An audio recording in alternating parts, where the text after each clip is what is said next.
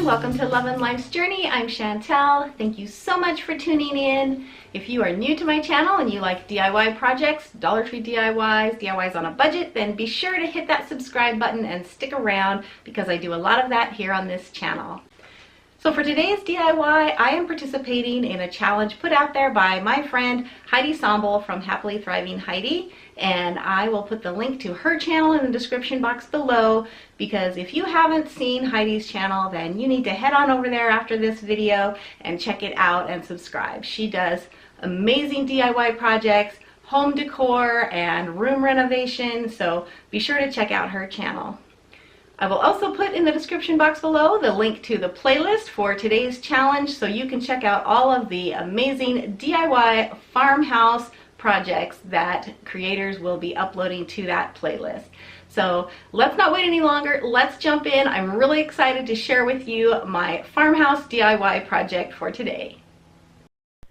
My inspiration for this project comes from Wayfair's website. It is this Windmill Decor, and look at this, it's $109.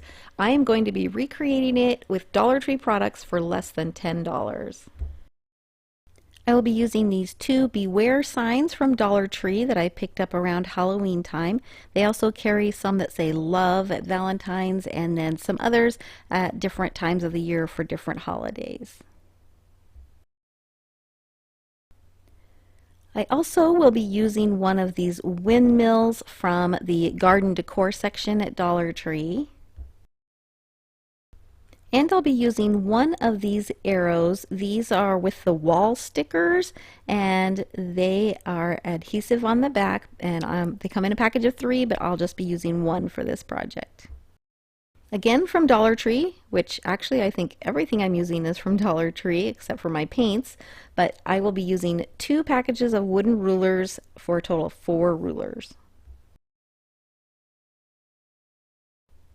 And I will be using 2 of these really long skewers. These are at Dollar Tree in the picnic or barbecue supply area, and they are about 3 feet long, and I'll be using 2 of them. And I'll be using some cardboard that I had around the house. You could also use foam board for this. First, I will be gluing my 2 Beware signs down onto the cardboard, and for this I'll be using some E6000 and then a little bit of hot glue just to have it adhere right away so I can keep working on my project while the E6000 dries. And as I glue these on, I am just lining up the edges and that center seam so that it's all nice and even and that seam down the center is tight.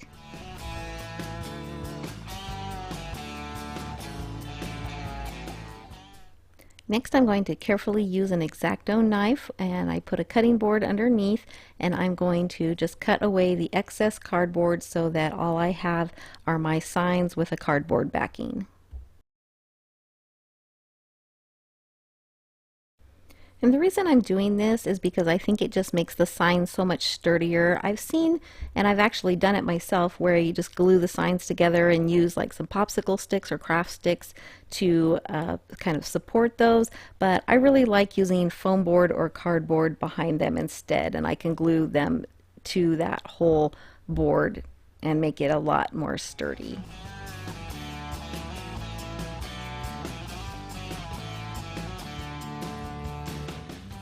So once that's done, I'm going to paint this whole piece in Waverly chalk paint in the color Cashew, and then I'm going to be using some truffle colored and possibly some ivory colored chalk paint as well.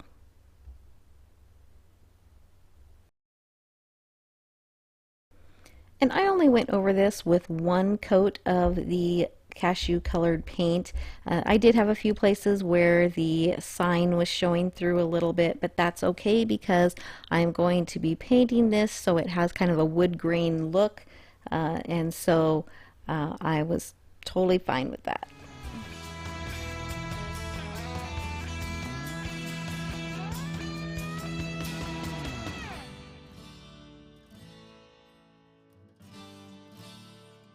And because I am a really impatient crafter, I like to use my heat gun or embossing tool to help dry the paint. And so I will put a link in the description box below to one that's similar to this. I use this for all kinds of things crafting, and I love it. So I will put the link in the description box below for that if you're interested, but this is one way to dry paint really fast. You can also use a hair dryer to do this as well. So here I am just measuring the top part of my sign to figure out how far apart those little indentations are, and I'm going to mark those on the bottom of the sign so I can draw lines straight down so that I can make it look like slats of wood.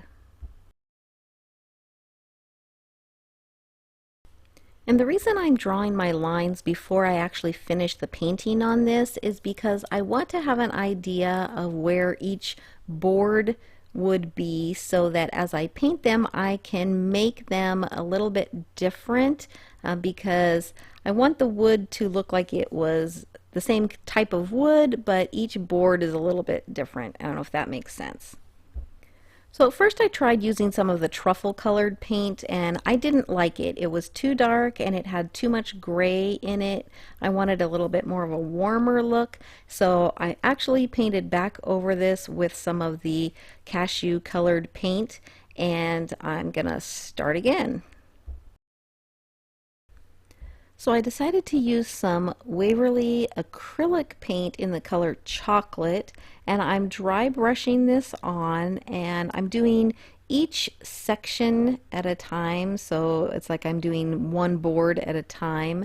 And I started out with kind of a fluffy brush, but I wasn't thrilled with the marks that it was making. It wasn't making the streaks that I wanted, so I actually got a little bit stiffer, wider brush to use like this, and it worked so much better.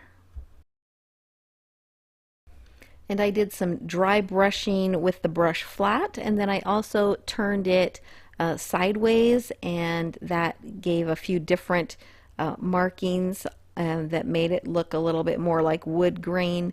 And so I just kind of played around with it to get a look that I liked. So I'm going over the whole piece with this chocolate color paint, and then I am going to go over it with kind of a mixture of the cashew and the chocolate, and then I'm going to use a little bit more of the cashew paint and just keep kind of layering that on until I have a look that I am happy with.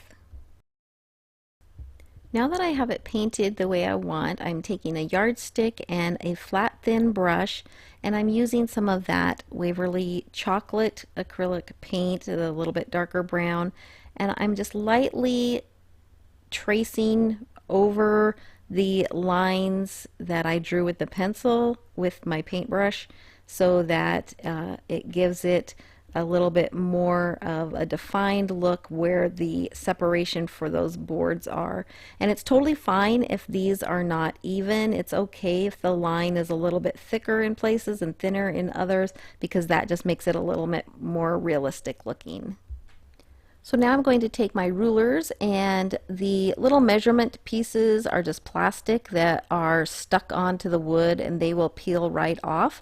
So I'm going to remove all of those, and it will leave a sticky residue. You can go over it with some sandpaper if you want to get rid of that, but that's the side I'm going to be gluing down anyway, so I didn't worry about it.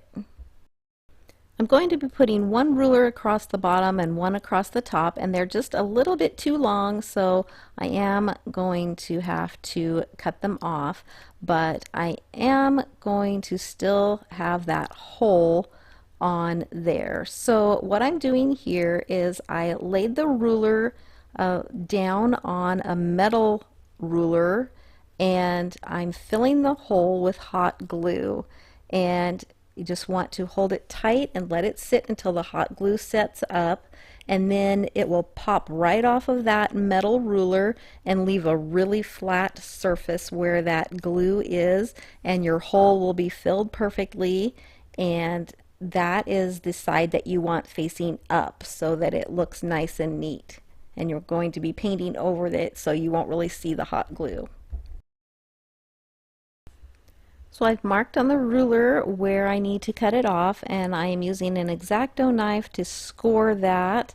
And you could just keep using the X-Acto knife until you cut through the ruler, but I decided to use this little hacksaw from Dollar Tree, and I'm just placing a hammer handle underneath it just to raise it up a little bit off of the table, and then I'm cutting the little bit of the ruler off with the hacksaw. I'm going to be using these little mini craft clamps that I got at Dollar Tree in the Crafter Square section to clamp these on. I've measured about 3 inches up from the top and from the bottom, and that's where I'm going to be placing these, and I just want to clamp them on while I figure out my centerpiece. I don't want to glue them on yet. So this next part, honestly, was the hardest part of the whole project, was figuring out the centerpiece that goes diagonally across this, and just getting my angles cut right so that it looked nice. And what I ended up doing was I took a ruler and I drew a line across that center where I wanted one edge of that piece of wood to go, so that I had kind of a guide to follow.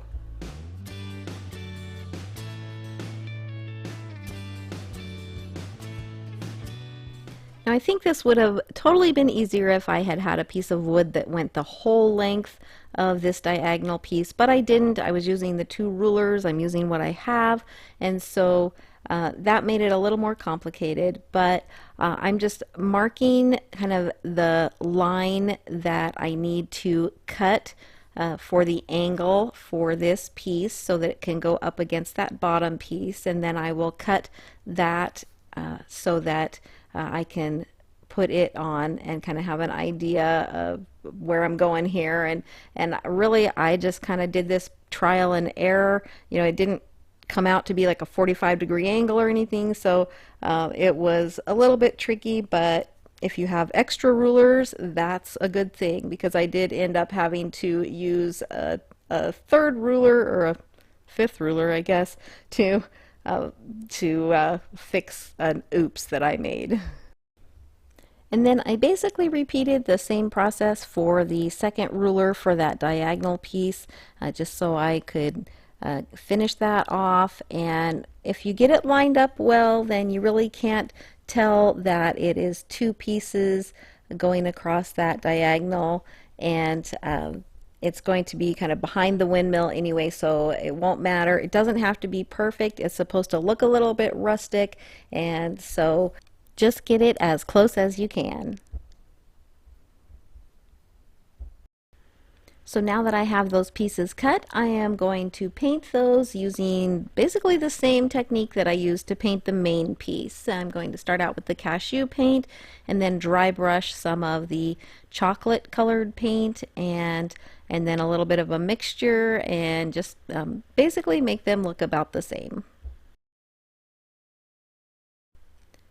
Then I'm going to lay them back down onto my piece and just make sure they're all in the right place. And then I will use my hot glue gun and glue them down. And I did use the raised part of the ruler on the back, so that's where I'm gluing. It goes right down the center, and it actually gives this a little bit more dimension because it sticks up a little bit. And so that was what I decided to do. You can do it however you would like. So now it's time to make the windmill, and I'm using this windmill piece that I got in the garden decor section at Dollar Tree, and I'm going to remove the windmill part and just kind of separate these 2 pieces. And I did this by using some wire cutters, and I just kind of popped off that little center piece, but I'm going to keep that because I will be using it. and then I just pull the windmill part off.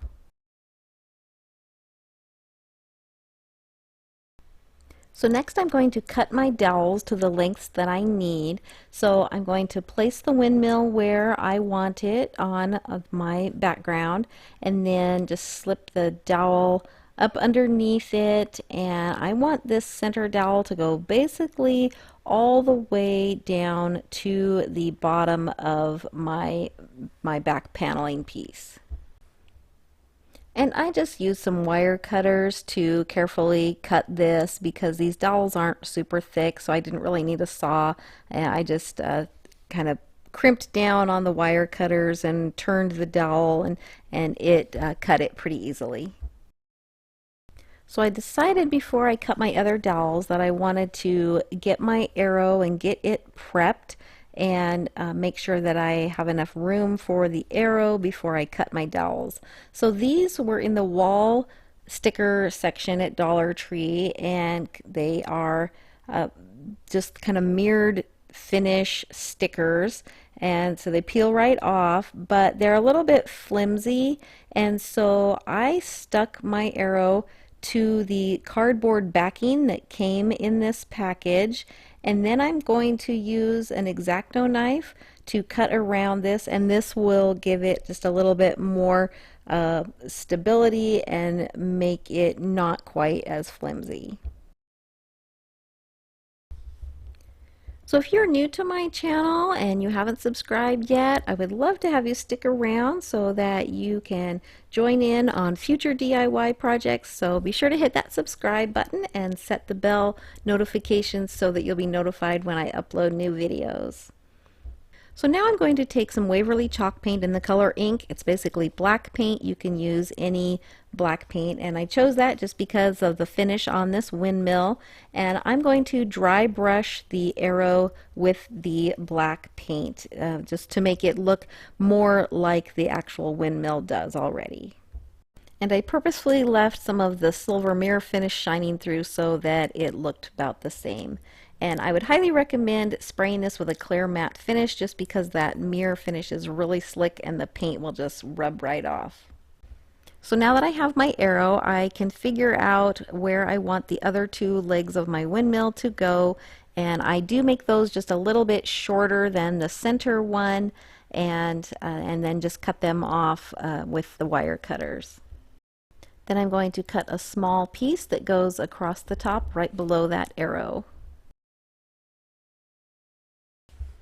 Then I'm going to paint all of my dowel pieces with the black craft paint or chalk paint, and then I will dry brush them using a silver paint that I had on hand. This is a metallic silver, but you could just use a lighter gray craft paint as well.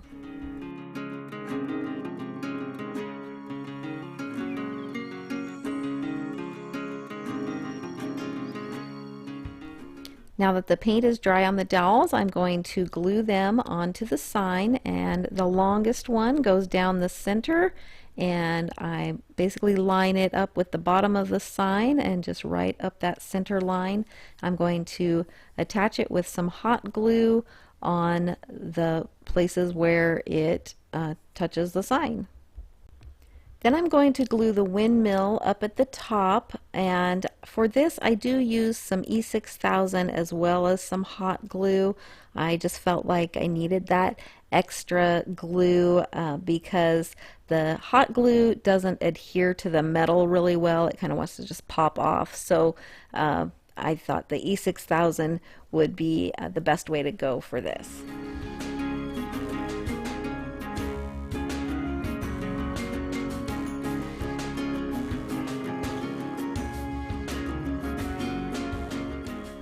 Next I'm going to glue the two side dowels on, and I'm just making sure that they are even both at the top and at the bottom so that it all looks symmetrical.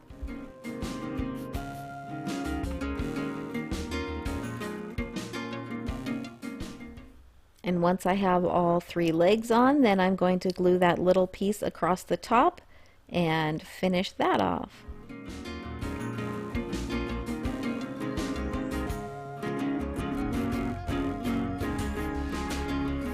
Next I'm going to add my arrow, and I'm actually going to add it a little bit at an angle. Instead of putting it straight on so that it is only being glued in the center on that dowel, I'm actually tipping it so that the back of the arrow is touching the wood, and I'm going to put a little bit of glue on it. This does a couple of things. This gives it a little bit more stability, but it also gives it a little bit more interest and dimension.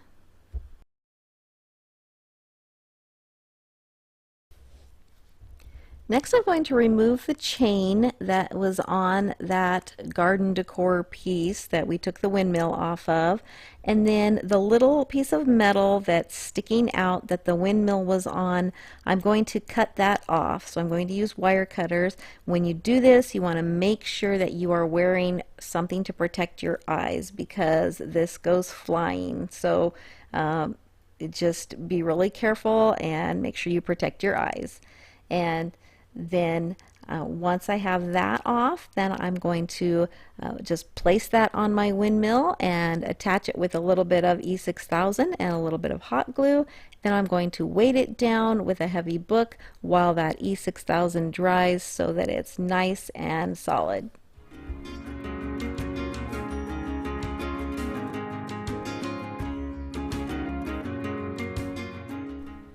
So apparently my camera was not recording when I glued on that little button part that goes back in the center of the windmill, but I just bent the little metal piece on the back around so that I could use it to put my glue on, and I glued that on so that it sticks up a little bit, and that was the finishing touch.